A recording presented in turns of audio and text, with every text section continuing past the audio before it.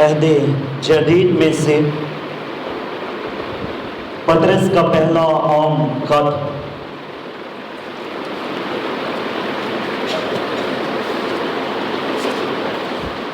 اور اس کا پہلا باب اور 18ویں اور 19ویں آیت پر آج صبح ہم غور کریں گے۔ آج ہم دو ٹاپک پر کلام خدا کو سننے جا رہے ہیں۔ پہلا ہے redemption through the blood of Christ, Yasu Masih کے خون کے وسیلہ سے مخلصی۔ پھر importance of the blood of Christ, Yasu Masih کے خون کی اہمیت۔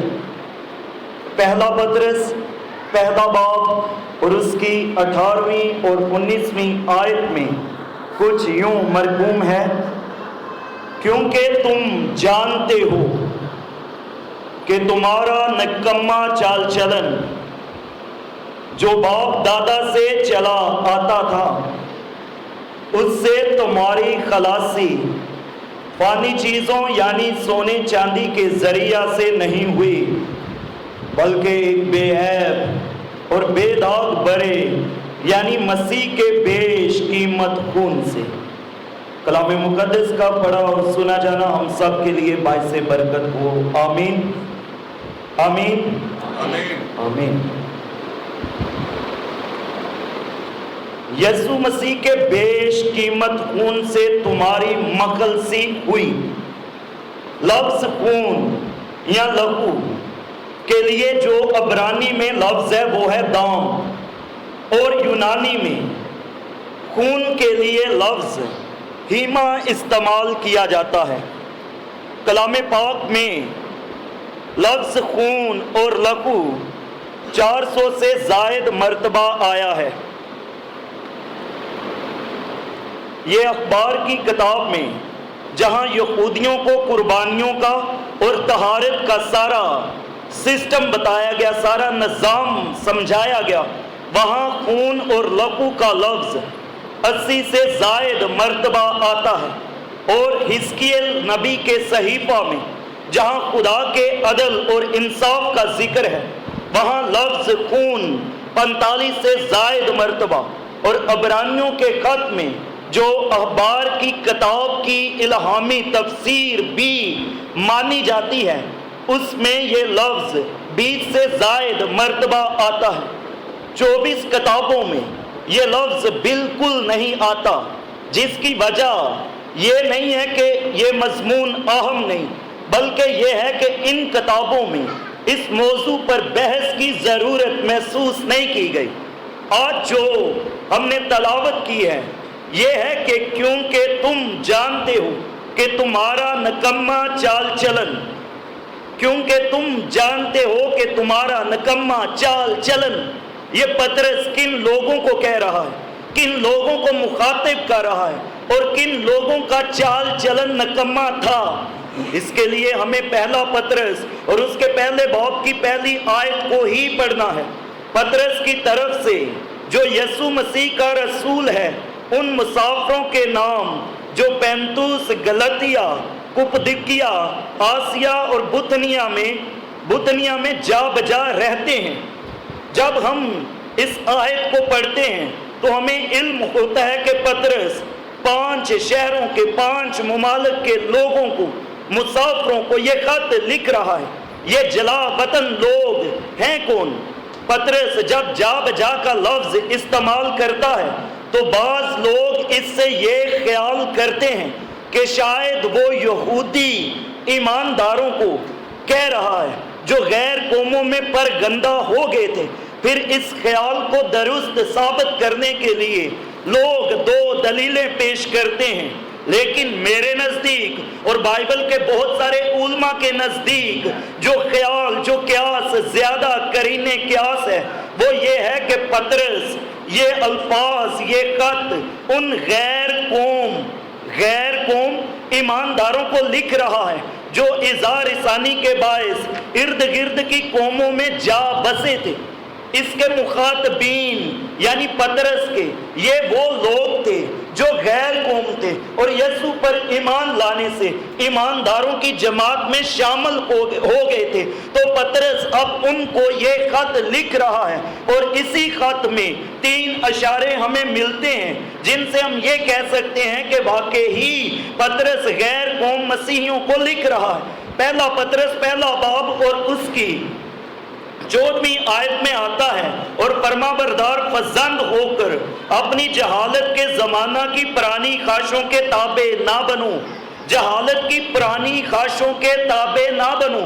یہودی جو تھے وہ جہالت کی پرانی خواہشوں کے تابع نہیں تھے، انہیں خود خدا نے شریعت دی تھی، انہیں خود خدا نے سارے قوانین ضوابط دیے تھے، خدا نے انہیں خود قربانیوں کا نظام دیا تھا۔ اور یہاں پھر اگلی آیت کو جب ہم پڑھتے ہیں کہ تمہارا نکما چال چلن جو باپ دادا سے چلا آ رہا تھا، تو اس سے یہ بات کلیئر ہو گئی کہ یہ خط جو ہے یہ یہودیوں کو نہیں لکھا جا رہا۔ پھر اس کے دوسرے باب کی 10ویں آیت میں آتا ہے، پہلے تم کوئی امت نہ تھے مگر اب خدا کی امت ہو۔ تو یہودی بنی اسرائیل تو پہلے بھی خدا کی امت تھے۔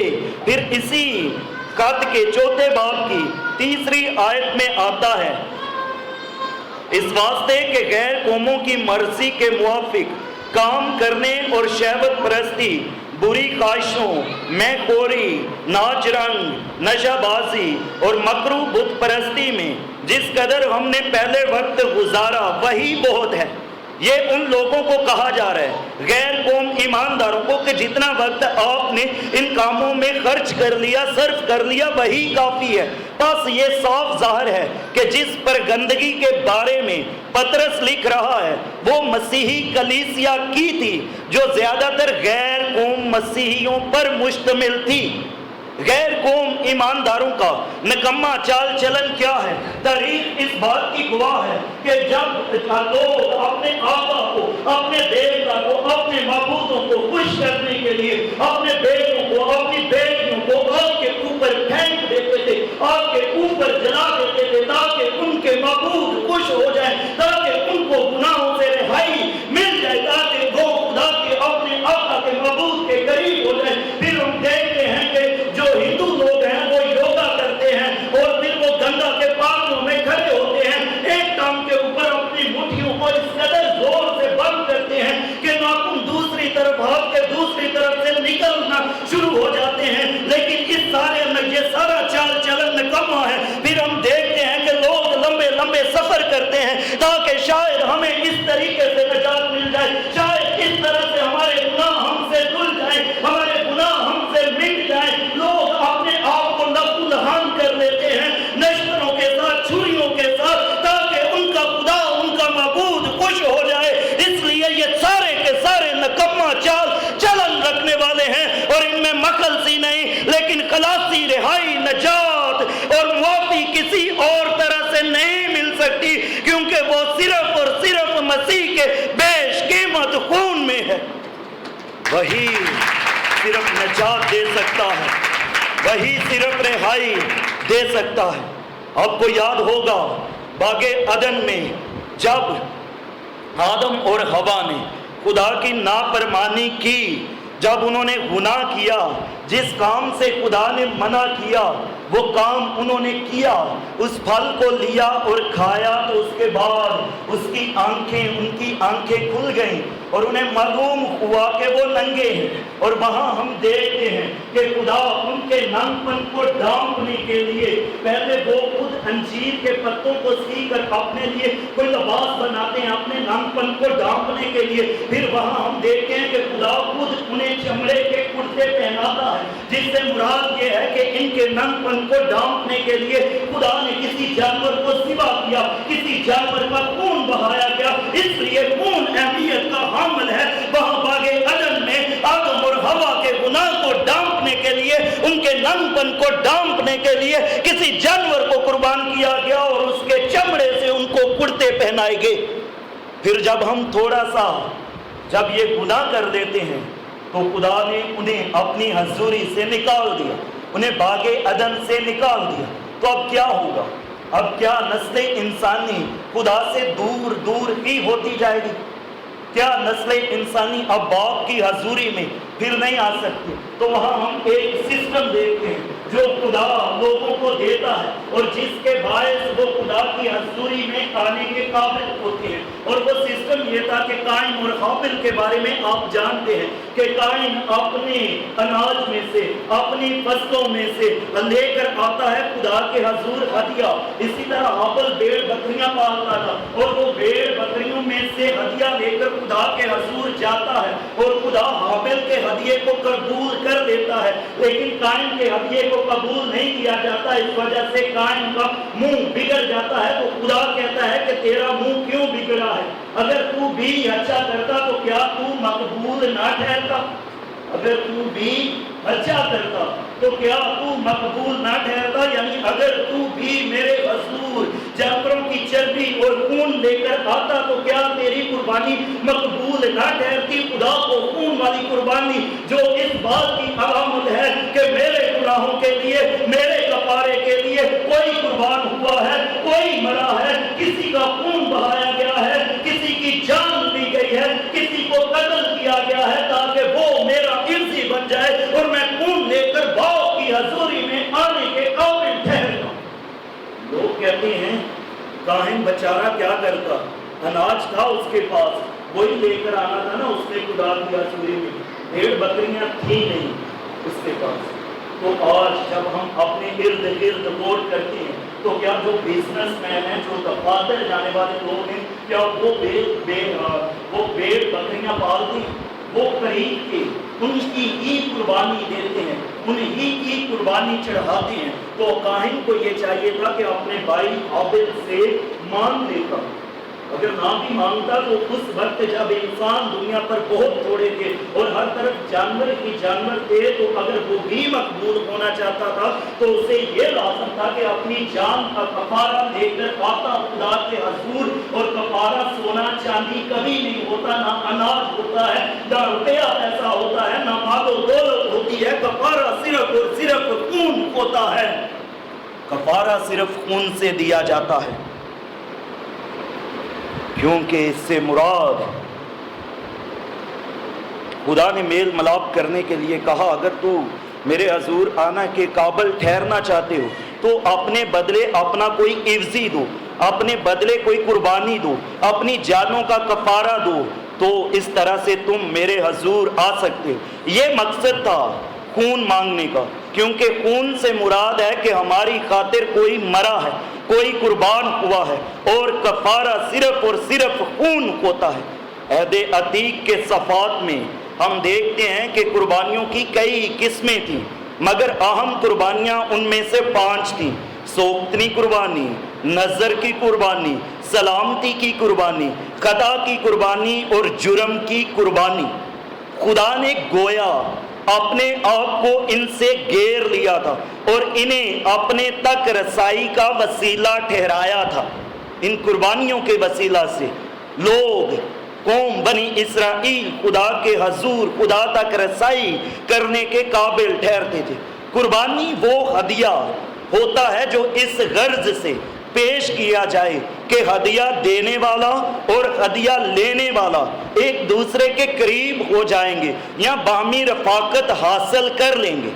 قربانی کا مطلب، یہ قربانی جو لفظ ہے یہ قربت سے نکلا ہے، یعنی قریب ہونے کے لیے۔ قربانی دینے سے ہدیہ لینے والا اور ہدیہ دینے والا ایک دوسرے کے قریب ہو جاتے ہیں۔ لیکن یہ جانوروں کی قربانیاں کسی آنے والی کامل قربانی کی طرف اشارہ کرتی تھی۔ چنانچہ یوحنا استباغی نے دریائے یردن پر کھڑے ہو کر یسوع کی طرف اشارہ کر کے کہا کہ دیکھو یہ خدا کا برا ہے جو جہان کا گناہ اٹھائے لیے جاتا ہے، کیونکہ جانوروں کی قربانیوں سے ہمارا وقتی کفارہ ہوتا تھا، ہماری عارضی طور پر کفارہ ہوتا تھا، لیکن ہمیں ابدی خلاصی نہیں ملتی تھی۔ لیکن یسوع بکروں اور بچڑوں کا خون لے کر نہیں بلکہ اپنا ہی خون لے کر باپ کی پاک ترین حضوری میں داخل ہو گیا اور ابدی خلاصی کرائی۔ پھر یسوع نے خود بھی صاف اور واضح الفاظ میں کہا کہ میری موت بتھیروں کے گناہوں کی معافی کے واسطے ہوگی۔ لیکن خداوند کریم نے ایسا کیوں کیا؟ کیا وہ براہ راست ہر طیب شخص کے گناہ معاف نہیں کر سکتا تھا؟ درمیان میں صلیب کی ضرورت کیوں پیش آئی؟ کیوں ایسا ہی کیا گیا؟ خدا ویسے بھی تو کہہ سکتا تھا نا، اگر کوئی معافی مانگتا ہے تو خدا آندا چلو ٹھیک ہے نے معافی منگی ہے، چل میں تینوں معاف کیتا۔ یسوع نو کیوں صلیب تے دتا گیا؟ یسوع نو کیوں کوڑے لگائے گئے؟ یسوع نو اینا دکھ کیوں دتا گیا؟ اس کی وجہ یہ ہے کہ جب انسان پر گناہ ہوتے ہیں تو گناہ کی موت، گناہ کی سزا لازم ہو جاتی ہے، واجبی ہوتی ہے۔ خدا نے کہا کہ جس روز تو نے گناہ کیا تو مرا، اور گناہ کی مزدوری موت ہے۔ تو جب یسوع المسیح نے اپنی جان دی تو خدا کے پیار اور عدل کا صلیب پر دونوں کا ہی مظاہرہ ہوا۔ خدا نے اپنی محبت کا بھی اظہار کر دیا یسوع کو صلیب پر لٹکا کر، اور اپنے عدل کا تقاضا بھی پورا کر دیا۔ خدا کی بہت ساری صفات میں سے ایک صفات یہ ہے کہ خدا محبت ہے، وہ اپنے لوگوں سے محبت کرتا ہے۔ جب ہم نے گناہ کیا اور بھاگے عدل سے نکال دیے گئے تو بھی خدا ہم سے پیار کرتا تھا، کیونکہ کلام خدا نے لکھا ہے اگر ہم بے وفا ہو بھی جائیں تو بھی وہ وفادار رہتا ہے، کیونکہ خدا ہم سے جو محبت کرتا ہے اس محبت کو اغاپے محبت کہتے ہیں۔ اور جو انسان ہم محبت رکھتے ہیں وہ محبت اپین کو ہوتی ہے، وہ مشروط محبت ہوتی ہے کہ اگر اگلا محبت کرے گا تو میں محبت کروں گا، اگر اگلا مجھے سلام کرے گا تو میں سلام کروں گا۔ لیکن خدا کی محبت اس سے بہت بلند ہے۔ خدا ہم سے بے حد پیار کرتا ہے، اور اس نے اپنے بیٹے یسوع کو صلیب پر قربان کر کے اپنی محبت کا اظہار کیا۔ یہ تھا خدا کی محبت۔ اس طرح سے اس نے ہمیں پھر اپنی حضوری میں آنے کے قابل ٹھہرایا۔ پھر خدا جو ہے وہ عادل اور منصف ہے۔ خدا اپنے عدل کے تقاضا کو بھی پورا کرتا ہے۔ اس کو سمجھنے کے لیے میں آپ کے سامنے ایک تمثیل شیئر کرتا ہوں۔ ایک جج تھا، اس کا ایک بیٹا تھا، اور وہ بیٹا باپ سے بغاوت کرتا ہے اور اپنے باپ کے گھر کو چھوڑ کے بھاگ جاتا ہے، کہیں دور نکل جاتا ہے۔ اور پھر ایک دن ایسا ہوتا ہے کہ جب جج اپنی کرسی پر بیٹھا ہوتا ہے تو اس کے سامنے ایک ملزم کو پیش کیا جاتا ہے، اور جب وہ دیکھتا ہے اس ملزم کو تو وہ اس کا بیٹا ہوتا ہے، اور جب دیکھتا ہے اور جب اس پر بحث کی جاتی ہے تو وہ مجرم ثابت ہوتا ہے، اس پر جرم ثابت ہو جاتا ہے۔ تو اس کا باپ جو جج کے عہدے پر ہے، آپ کے خیال میں اسے کیا کرنا چاہیے؟ اب اس کا بیٹا عدالت میں اور ثابت ہو گیا کہ یہ چور ہے، اور اس وقت کے مطابق اس کو 50 کوڑے لگنے چاہیے، تو کیا کرتا کہ میرا بیٹا ہے چلو معاف کر دیں، ڈنڈی مار دئیے، اپنے ساری قانون کا ستیہ ناش کر دئیے، سسٹم کو برباد کر دئیے؟ نہیں، جج نے ایسا نہیں کیا۔ اس نے کہا ہاں میرا بیٹا جو یہ شخص ہے یہ چور ہے، اور اس کی سزا واجبی ہے، اور اس کو 50 کوڑے لگنے چاہیے۔ اور روتا ہوا اپنی کرسی سے نیچے اتر آتا ہے، اور نیچے اتر کر کہتے ہیں ہاں اسے کوڑے لگنے چاہیے، اس نے چوری کی ہے، اس کی سزا واجبی ہے، لیکن یہ سزا اس کو نہیں ملنی چاہیے، یہ سزا میں دیتا ہوں۔ اور وہ اپنی پیٹھ کوڑا لگانے والوں کے سامنے کر دیتا ہے، اور اس کو 50 کوڑے لگتے ہیں۔ جب بیٹا یہ دیکھتا ہے کہ میرے باپ کو مجھ سے کس قدر محبت ہے اور اس نے اپنے آپ کو میری خاطر دے دیا، تو بیٹا کا دل اپنے باپ کی طرف لگ جاتا ہے، اور وہ پھر سے اپنے باپ سے پیار کرنا شروع کر دیتا ہے، پھر سے اپنے باپ کے گھر چلا جاتا ہے۔ اور اس طرح باپ نے عدل کا بھی تقاضا پورا کیا، اور اس طرح اس نے اپنی محبت کو بھی ظاہر کیا۔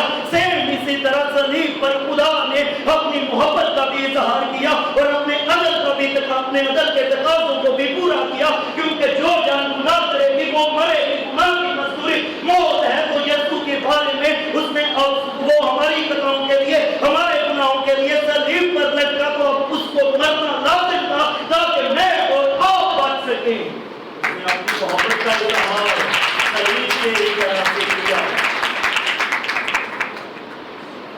خدا نے اپنی محبت کا اظہار بھی کر دیا اور عدل کے تقاضوں کو بھی پورا کر دیا۔ یسوع نے تو کہا تھا کہ کون مجھ میں گناہ ثابت کرتا ہے، اس میں گناہ نہیں تھے، لیکن یوحنا نے کہا کہ دیکھو یہ خدا کا بڑا ہے جو جہان کے گناہ اٹھائے لیے جاتا ہے، اس پر اس کے گناہ نہیں تھے، اس پر میرے اور آپ کے گناہ تھے، اور اس گناہوں کی سزا یسوع کو ملی۔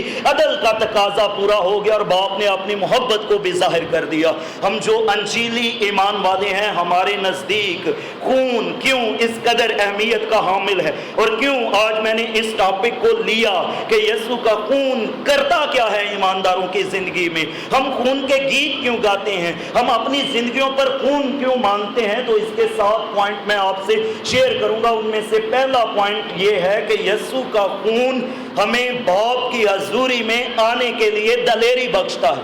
کیا ہے پہلا پوائنٹ؟ یسوع کا خون ہمیں باپ کی حضوری میں آنے کے لیے دلیری بخشتا ہے، دلیری بخشتا ہے یسوع کا خون۔ ہم جانتے ہیں کہ پرانے عہد نامہ میں سردار کاہن سال میں ایک بار خدا کی پاک ترین حضوری میں جاتا تھا، جس کے نام کا پورا نکلتا تھا وہی سردار کاہن باپ کی خدا کی پاک ترین حضوری میں جاتا تھا، اور اس کے جانے کا طریقہ یہ ہوتا تھا کہ اس کے چوگے کے ساتھ لمبی لمبی رسیاں باندھ دی جاتی تھی، ان کے ساتھ بیلز لٹکا دی جاتی تھی، اور جب وہ خدا کی پاک ترین حضوری میں جاتا تھا تو خالی ہاتھ نہیں جاتا تھا، خون لے کر جاتا تھا۔ اس کی رسیاں باندھنے کا یہ مقصد تھا کہ اگر کہیں اس کی زندگی میں گناہ ہوا تو یہ اندر مر نہ جائے، اور جب تک بیلز کی آواز آتی رہتی باہر کھڑے لوگ یہ سمجھتے تھے کہ کاہن زندہ ہے اور وہ خون مرسی سیٹ کے اوپر اس پہ قربان گاہ کے اوپر چھڑک رہا ہے، خدا کے حضور پیش کر رہا ہے۔ اس طرح سے سردار کاہن سال میں فقط ایک بار اس طریقے سے خدا کی حضوری میں جاتا تھا، اپنا اور اپنی قوم کے گناہوں کا کفارہ دینے کے لیے۔ اور بائبل صاف اور واضح طور پر بیان کرتی ہے کہ ہم میں سے ہر شخص گناہ کی وجہ سے خدا کے حضور سے خارج اور خدا سے جدا ہے، اور ہم اپنے نیک اعمال اور اچھے کاموں سے اس کی حضوری میں داخل نہیں ہو سکتے، کیونکہ ہماری ساری راستہ بازی اس کی نظر میں گندی دچیوں کی مانند ہے، لیکن اس کے بیٹے یسوع مسیح کے خون کی قدرت کے باعث ہم اس کی حضوری میں داخل ہونے کے قابل ٹھہرتے ہیں، اور کوئی معیار نہیں باپ کی حضوری میں جانے کے لیے۔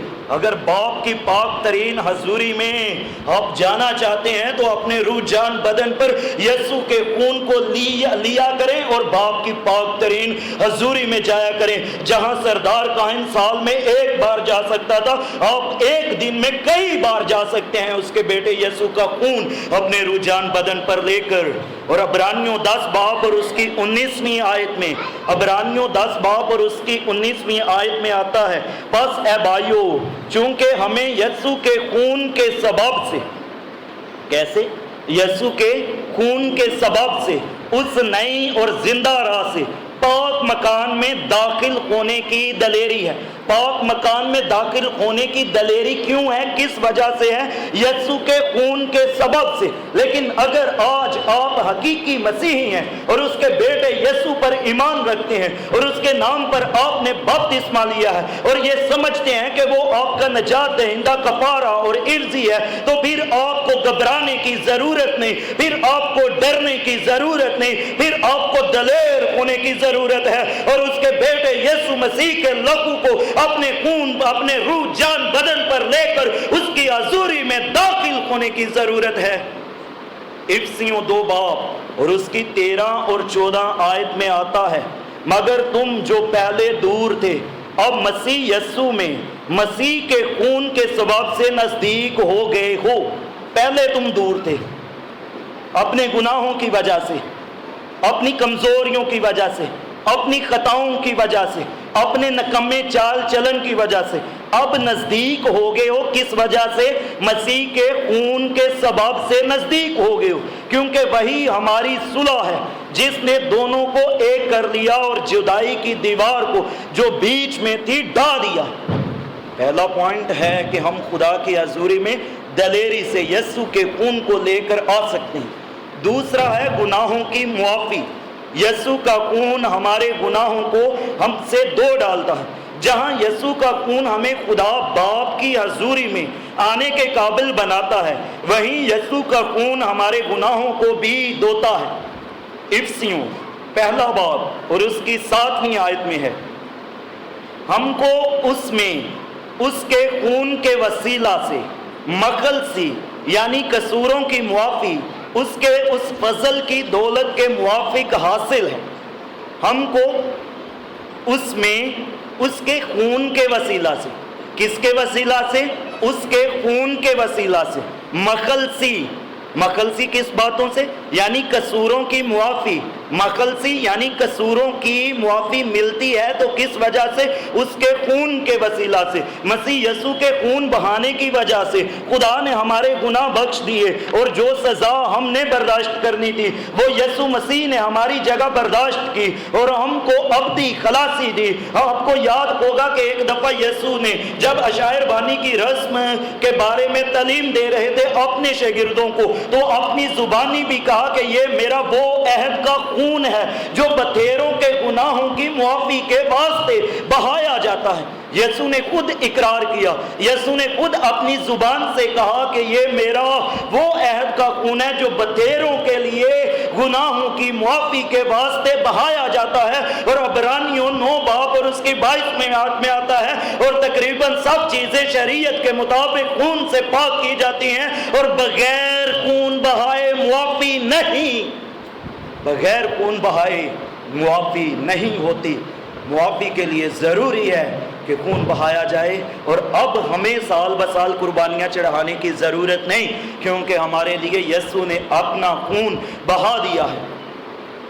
تیسری بات، یسوع کا خون ہمیں پاک کرتا ہے، یسوع کا خون ہمیں پاک کرتا ہے۔ پہلی بات کیا تھی؟ یسوع کا خون ہمیں باپ کی حضوری میں آنے کی دلیری بخشتا ہے۔ دوسری بات، یسوع کا خون ہمیں گناہوں سے معافی دلاتا ہے۔ تیسری بات، یسوع کا خون پاک کرتا ہے۔ جہاں یسوع کا خون ہمیں حضوری میں آنے کی دلیری بخشتا ہے اور گناہوں کی معافی کی یقین دہانی دلاتا ہے، وہیں یسوع کا لہو ہمیں روز بروز پاک بھی کرتا ہے۔ کون پاک کرتا ہے؟ یسوع کا لہو۔ اس کے لیے حوالہ کون سا ہے؟ پہلا یوحنا پہلا باب اور اس کی 7ویں آیت۔ لیکن اگر ہم نور میں چلیں جس طرح کہ وہ نور میں ہے تو ہماری آپس میں شراکت ہے، اور اس کے بیٹے یسوع کا خون، اس کے بیٹے یسوع کا خون ہمیں تمام گناہ سے پاک کرتا ہے، ہمیں تمام گناہ سے پاک کرتا ہے، اس کے بیٹے یسوع کا خون۔ اور عبرانیوں 13واں باب اور اس کی 12ویں آیت میں آتا ہے، اسی لیے یسوع نے بھی امت کو خود اپنے خون سے پاک کرنے کے لیے دروازہ کے باہر دکھ اٹھایا۔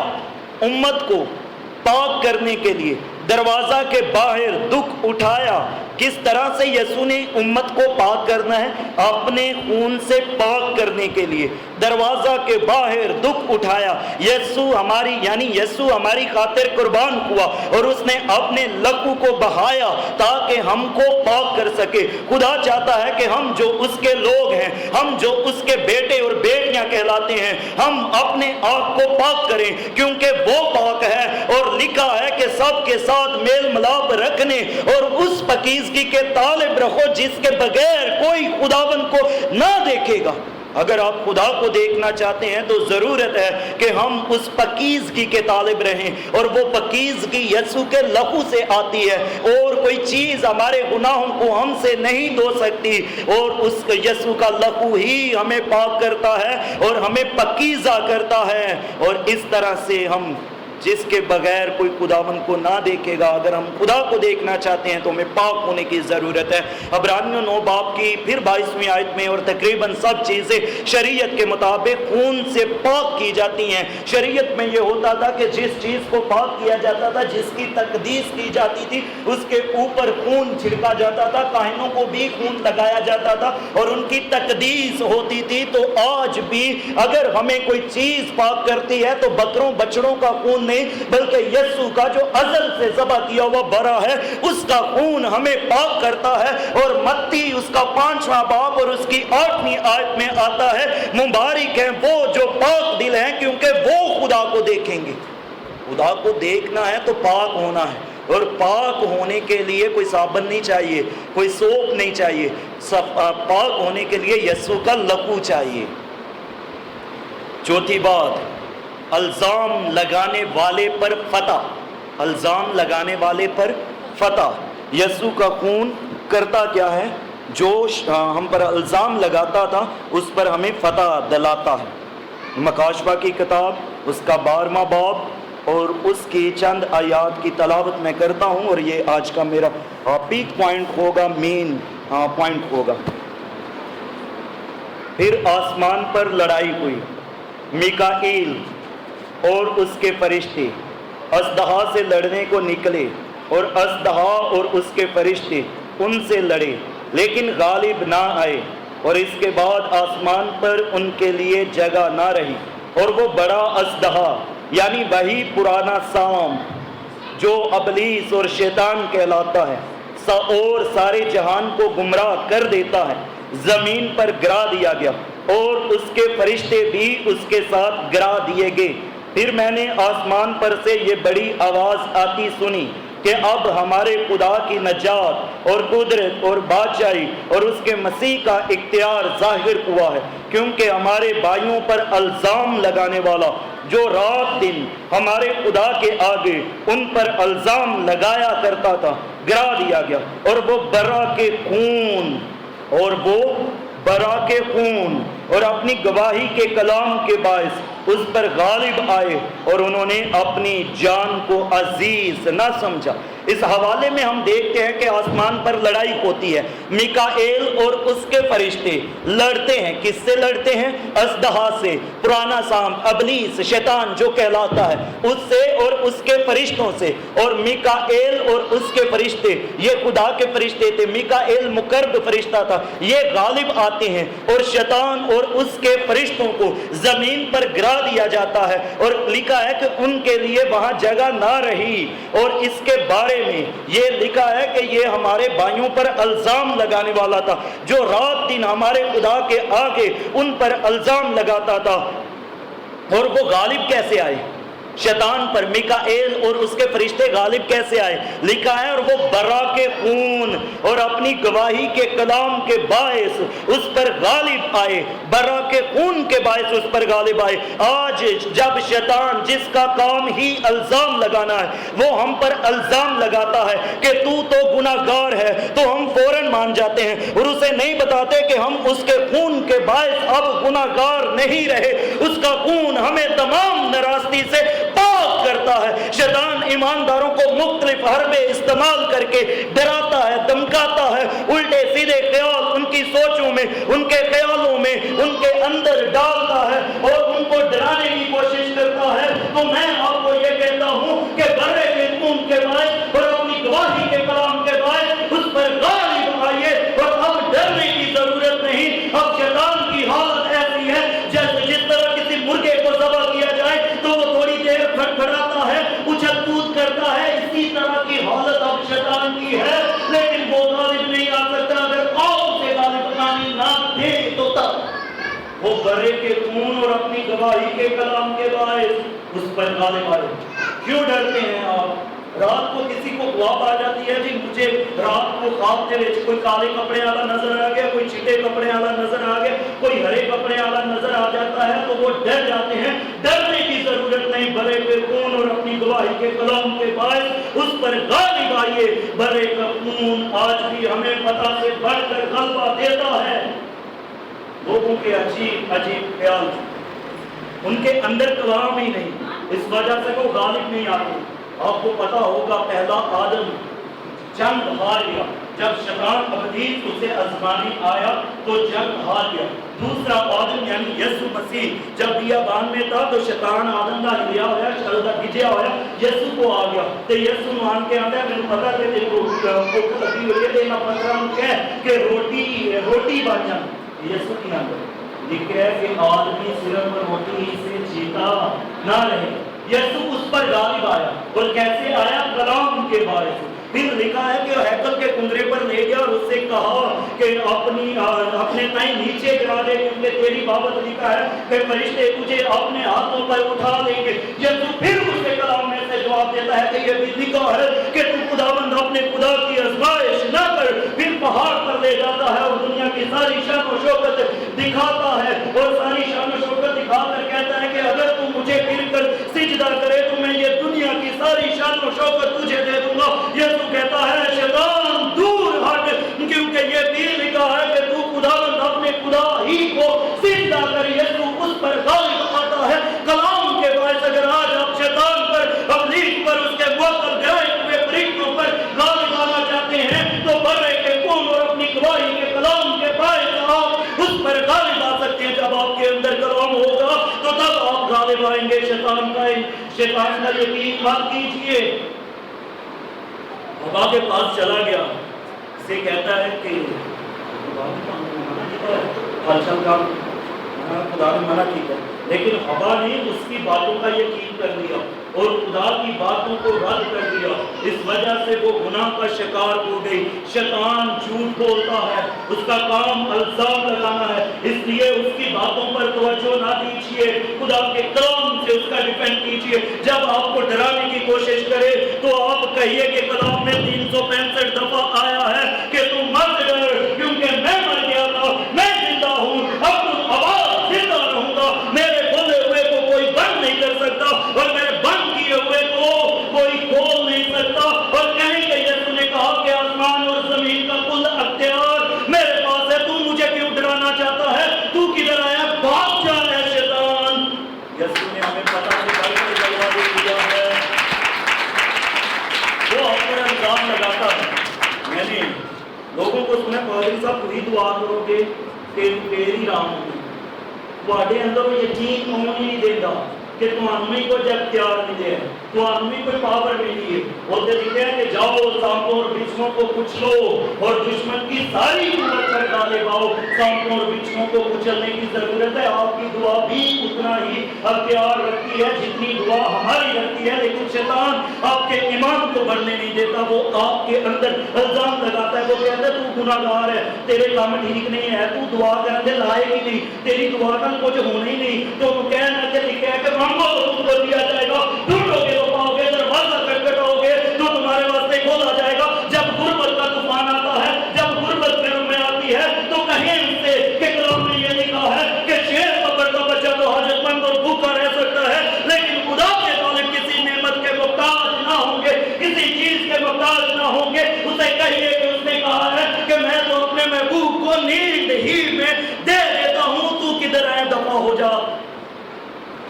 کے کلام سے غالب آ سکتی ہے، اور کوئی طریقہ نہیں ہے جس سے آپ بھرے کے خون اور اپنی گواہی کے کلام کے باعث میکائیل اور اس کے فرشتے غالب آئے۔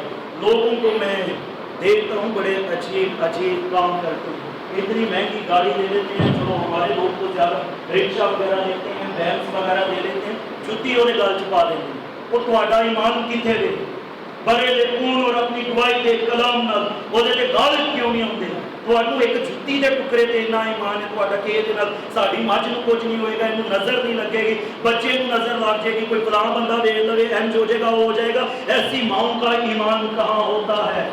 بڑے کے خون اور اپنی گواہی کے کلام کے باعث غالب آیا کریں اور اپنے گھروں کو، اپنے خاندان کو بڑے کے خون میں چھپائیں اور اس پر یقین کر لیں کہ اب ہم نے اپنے آپ کو بڑے کے خون میں چھپا لیا ہے، اب کوئی وبا، کوئی تپانی ہمارے نزدیک بھی آنے کی نہیں۔ میکائیل اسی طرح غالب آیا، یسوع بھی اسی طرح غالب آیا۔ ہمارے پاس بھی ازل سے ذبح کیے ہوئے بڑے کا خون ہے، شاید کلام کی کمی ہے۔ کلام کو یاد کیجئے، آپ کے اندر کلام ہوگا تو آپ غالب آئیں گے۔ کلام میں ہر ایک چیز کا انس ملے گا، ہر جو بھی الزام آپ پر لگائے گا وہ آپ کو اس میں سے اس کا جواب ملے گا۔ کلام میں سے آیات کو یاد کیجئے اور تاکہ آپ اس کے وسیلہ سے شیطان پر غالب آئیں۔ پانچواں پوائنٹ ہے، یسوع کا لہو ہمیں محفوظ رکھتا ہے۔ یسوع کا لہو ہمیں محفوظ رکھتا ہے۔ مصر سے عبرانیوں یعنی بنی اسرائیل کے خروج کا واقعہ آپ کو یاد ہوگا۔ 10 افات خدا نے بنی اسرائیل پر بھیجی، اور ان میں سے 10ویں آیت یہ تھی کہ میں مصر کے تمام پلوٹوں کو مار دوں گا۔ اگر تم بچنا چاہتے ہو تو تمہیں کرنا کیا ہے کہ برے کو ذبح کرنا ہے، اور اس کا گوشت جو ہے آگ پر بھون کر آپ نے کھانا ہے، اور اس برے کے خون کو اپنے گھر کی چوکھٹوں پر لگانا ہے، دروازوں کی چوکھٹوں پر لگانا ہے، یعنی دونوں بازوؤں پر اور اوپر والے بازو پر لگانا ہے۔ تو جب موت کا فرشتہ اس رات قوم بنی اسرائیل میں سے اور مصر کی گلیوں میں سے ہو کر گزرتا ہے تو لکھا ہے کہ فرعون جو بادشاہ تھا، جو تخت پر بیٹھا تھا، اس کے پلوٹے سے لے کر ایک قیدی جو قید خانہ کے اندر تھا اس کے پلوٹے تک، حتیٰ کہ جانور کے پلوٹے تک مر گیا۔ لیکن جب موت کا فرشتہ جشن کے علاقے میں جاتا ہے تو جن جن گھروں پر اس نے خون کو دیکھا ان گھروں کو پھلانگتا ہوا چلا گیا، ان گھروں کو چھوڑتا ہوا چلا گیا، اور کلام میں لکھا ہے کہ جشن کے علاقے میں کتے کے بھونکنے تک کی آواز نہ آئی، وہ اسی وجہ سے محفوظ رہے برے کے خون کی باعث۔ آج ہم بھی اگر شیطان ابلیس اس کے بوتل گرے ہوئے فرشت کو دیدنی نظیروں سے محفوظ رہنا چاہتے ہیں تو ہمیں اصل سے سوا کیے ہوئے برے کا خون اپنے گھر کی چوکھٹوں پر، اپنے گھر کی ہواؤں پر، فضاؤں پر، اپنے گھر کے افراد پر مانگنے کی ضرورت ہے، کیونکہ خون ہمیں محفوظ رکھتا ہے۔ شیطان اور ابلیس کے ہر وار سے، ہر حملے سے ہم خون کے باعث سے محفوظ رہ سکتے ہیں۔ مجھے اگر بعض دفعہ کوئی دعا کے لیے کہہ دے، دعا تو میں کر دیتا ہوں اگر کہیں گیا ہوں، لیکن میں انہیں کہتا ہوں کہ بہنا باجی بیٹیوں، جب بہن بھائیوں، جب آپ دعا کرو تو برے کے خون میں اپنے آپ کو چھپایا کرو، اپنے گھر کی دروازوں پر، اپنے گھر کی در و دیوار پر، اپنے گھر کی ہواؤں پر، فضاؤں پر، اپنے گھر کے تمام افراد کو برے کے خون میں۔ وہ تو بکروں اور بچڑوں کا خون تھا، ہم تو ازل سے ذبح کیے ہوئے برے کے خون میں، جو اس کا پیارا تھا، جو اس کا بیٹا تھا، اس کے خون میں اپنے آپ کو چھپاتے ہیں، اور اس کا خون برے اور بکروں کے خون کی بنسبت کہیں زیادہ قدرت والا ہے۔ اپنے آپ کو برے کے خون میں محفوظ کیجیے۔ چھٹا پوائنٹ ہے، یسوع کا لہو پکارتا ہے، یسوع کا لہو باتیں کرتا ہے۔ عبرانیوں 12واں باب اور اس کی 24ویں آیت میں آتا ہے، اور نئے عہد کے درمیانی یسوع اور چھڑکاؤ کے اس خون کے باعث آئے ہو جو ہابیل کے خون کی نسبت بہتر باتیں کرتا ہے۔ یہاں لکھا ہے کہ یسوع کا خون جو ہے وہ ہابیل کے خون سے بہتر باتیں کرتا ہے۔ پیدائش 4 باب اور اس کی 10ویں آیت میں آتا ہے، پھر اس نے کہا تو نے یہ کیا کیا؟ خدا نے کاہن سے کہا پر تو کی کر دیتا ہے، تیرے بھائی کا خون زمین سے مجھ کو پکارتا ہے، کیونکہ ہابیل کا خون زمین سے بدلے کے لیے، انتقام کے لیے پکارتا ہے۔ پھر خدا کاہن کو سزا سناتا ہے، کاہن کو سزا دیتا ہے۔ کاہن کہتا ہے کہ میری سزا برداشت سے باہر ہے، کیونکہ ہابیل کی قربانی کو پسند کر لیا جاتا ہے، قائن کی قربانی کو پسند نہیں کیا جاتا۔ یہ اس سے حسد کرتا ہے، اس سے جیلس ہوتا ہے اور اپنے بھائی کو قتل کر دیتا ہے۔ تو جب بھائی کو قتل کرتا ہے تو اس کے بھائی کا خون زمین سے بدلے کے لیے، انتقام کے لیے خدا کے حضور پکارتا ہے، تو خدا کاہن کو سزا سناتا ہے، اور کاہن اپنی سزا سن کر کہتا ہے کہ میری سزا برداشت تو باہر ہے۔ لیکن یسوع کا خون انتقام کے لیے، بدلے کے لیے نہیں پکارتا، بلکہ اس نے تو خود کہا تھا اے باپ ان کو معاف کر، کیونکہ یہ جانتے نہیں کہ کیا کرتے ہیں۔ یسوع کا خون گناہگاروں کی معافی کے لیے پکارتا ہے، اے باپ ان کو معاف کر، میرے بہائے کے خون کے وسیلہ سے انہیں معاف کر دے، اور اسی کا خون ہمیں تمام گناہوں سے پاک کرتا ہے اور ہمارے گناہوں کو دھو ڈالتا ہے، اور ہمارے گناہ چاہے کرمزی ہو، برف کی مانند سفید ہو جائیں، اور ہر چند ارغوانی ہو تو بھی ان کی مانند اجلے ہو جائیں گے، کیونکہ یسوع کا خون پکارتا ہے کہ میں نے اب ان کا کفارہ دے دیا ہے، اے باپ ان پر رحم کر اور میرے خون کے باعث اب انہیں معاف کر دے، ان کی سزا مت کر۔ یسوع کا خون ہابیل کے خون سے اس طرح سے بہتر باتیں کرتا ہے کہ یسوع کا خون ہماری شفاعت کرتا ہے، یسوع کا خون ہماری معافی کے لیے پکارتا ہے۔ ویسے بھی اگر ہم یسوع کا خون لگا لیتے ہیں تو باپ کی حضوری میں جائیں گے تو جب باپ ہم پر نظر کرے گا اور اس کے اپنے بیٹے یسوع کا خون ہم پر نظر آئے گا تو تب وہ ہم پر لازماً مہربان ہوگا، رحم کرے گا۔ ہماری کوئی قابلیت، کوئی خاصیت نہیں، نہ اپنے نیک کاموں سے، بلکہ برے کا خون جو ہے، یسوع کا خون جو ہے، وہ باپ کے غضب کو ٹھنڈا کر دیتا ہے۔ 7واں پوائنٹ، ہمیشہ کی زندگی بخشتا ہے۔ یسوع کا خون ہمیشہ کی زندگی بخشتا ہے۔ آپ کو یاد ہے پہلا پوائنٹ کیا تھا؟ یسوع کا خون ہمیں باپ کی حضوری میں آنے کے لیے دلیری بخشتا ہے۔ دوسرا، یسوع کا خون ہمیں گناہوں کی معافی دیتا ہے، گناہوں سے معافی دیتا ہے۔ تیسرا پوائنٹ کیا تھا؟ یسوع کا خون ہمیں پاک کرتا ہے۔ اور چوتھا پوائنٹ کیا تھا؟ الزام لگانے والے پر فتح، اور برے کے خون اور اپنی گواہی کے کلام کے باعث وہ اس پر غالب آئے۔ اگر آج ہم بھی غالب آنا چاہتے ہیں تو برے کے خون اور اپنی گواہی کے کلام سے غالب آ سکتے ہیں۔ 5واں پوائنٹ تھا یسوع کا لہو ہمیں محفوظ رکھتا ہے۔ 6واں پوائنٹ تھا یسوع کا لہو پکارتا ہے، باتیں کرتا ہے۔ 7واں پوائنٹ، یسوع کا لہو ہمیشہ کی زندگی دیتا ہے۔ یوحنا کی انجیل 6 باب اور اس کی 53 آیت سے، یسوع نے ان سے کہا، میں تم سے سچ کہتا ہوں کہ جب تک تم ابن آدم کا گوشت نہ کھاؤ اور اس کا خون نہ پیو تم میں زندگی نہیں۔ کب تک؟ جب تک تم ابن آدم کا گوشت نہ کھاؤ اور اس کا خون نہ پیو تم میں زندگی نہیں۔ یعنی خون اور اس کا گوشت ہمیں زندگی بخشتا ہے۔ جو میرا گوشت کھاتا اور میرا خون پیتا ہے ہمیشہ کی زندگی اسی کی ہے، اور میں اسے آخری دن پھر زندہ کروں گا، کیونکہ میرا گوشت فی الحقیقت کھانے کی چیز اور میرا خون فی الحقیقت پینے کی چیز ہے۔ جو میرا گوشت کھاتا اور میرا خون پیتا ہے وہ مجھ میں قائم رہتا ہے اور میں اس میں۔ یہاں ہم دیکھتے ہیں کہ یسوع کا خون ہمیں ہمیشہ کی زندگی بخشتا ہے، اور جو یسوع کے خون اور بدن میں شریک ہوتے ہیں وہی آخری دن زندہ کیے جائیں گے اور اڑ کر ہوا میں خدا کا استقبال کریں گے۔ آج کے کلام کے باعث خدا آپ سب کو برکت دے۔ یسوع کے لہو کو اپنی زندگیوں پر مانگا کریں۔